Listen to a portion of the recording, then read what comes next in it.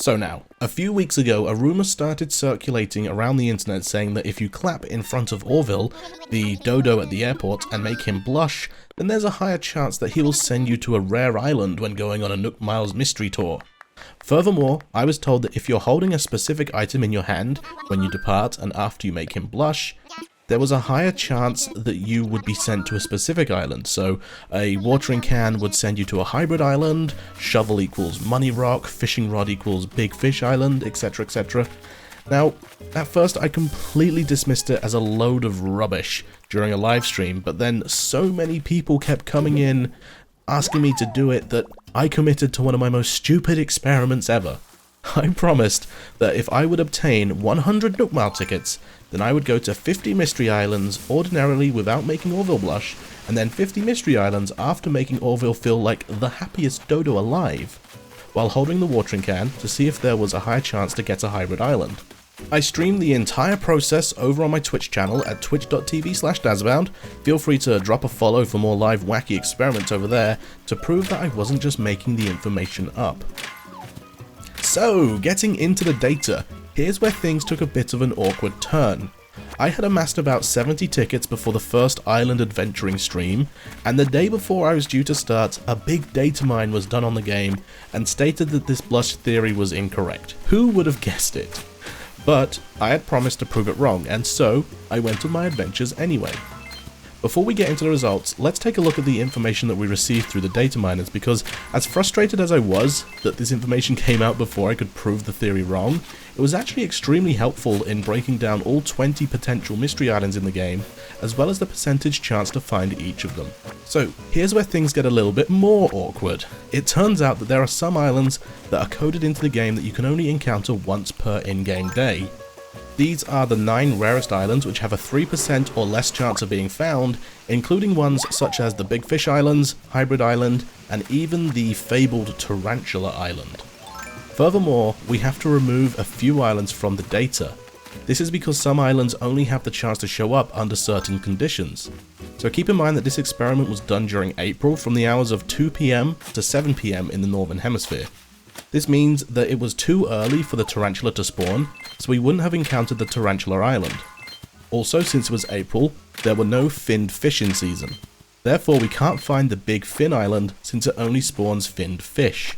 Likewise, the 2 rare hardwood islands can only be encountered when the rare beetles such as the Goliath beetle and the Scaraba beetle are in season. So these 4 islands can be removed from the data since it would skew the results and they're impossible to come across during this time frame, and the percentage chance to encounter each island will have to be adjusted. So with the adjustments based off the data mining and our tickets in hand, I first visited 50 islands without making Orville blush to get a baseline and see if we lined up with what we expected, and it was pretty close. There were some anomalies such as getting the Money Rock Island and the Waterfall Island twice as often as the data suggested that we would, but out of the 50 islands that we visited, 72% of them were the 7 most common islands, and the data mining suggests that we should have visited those islands 68% of the time, so it was pretty close. Moving on to the 50 blush islands. Like I mentioned before, my method was the same every single time. Enter the airport while having the watering can equipped, talk to Orville once so that he stops what he's doing and gives us his full attention, cancel that interaction, clap to make him blush, and then immediately go on a mystery tour. And to my surprise, the data was actually really interesting. Can you tell there's sarcasm in my voice? Sometimes people can't tell, so I have to actually say I'm being sarcastic. Yes, to nobody's surprise, not only had I wasted 10 hours of my life over the course of 2 days testing this stupid rumor, but the results were actually worse. Now I did visit 1 more rare island in this batch of 50 than before, but out of those 7 common islands that we were only supposed to encounter a total of 68% of the time, this time they made up 76% of the visits. In fact, I saw Spiral Island so many times when making Orville blush that it's now my least favourite shape. Ever. Period. Full stop. Just hate them. So there you have it. I think that by visiting 100 islands and comparing the results can debunk this rumor, even if you don't believe in the data mine for whatever reason. Oh, and this whole experience has probably been made even worse in the past few days thanks to the companion guide for stating that myself and Orville actually share the same birthday of October 2nd by some cruel twist of fate. A big thank you, however, to everyone that helped me out by sending me Nook tickets to get me up to 100 islands as fast as I could, and keeping me somewhat more sane during the experiment.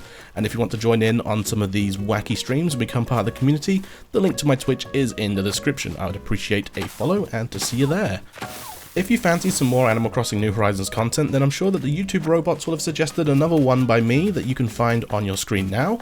And of course, feel free to subscribe if you want to stick around, and maybe give the video a like, because it might make me feel better about my life choices and how I spent 5 hours one sunny April afternoon clapping at a dodo until he blushed 50 times.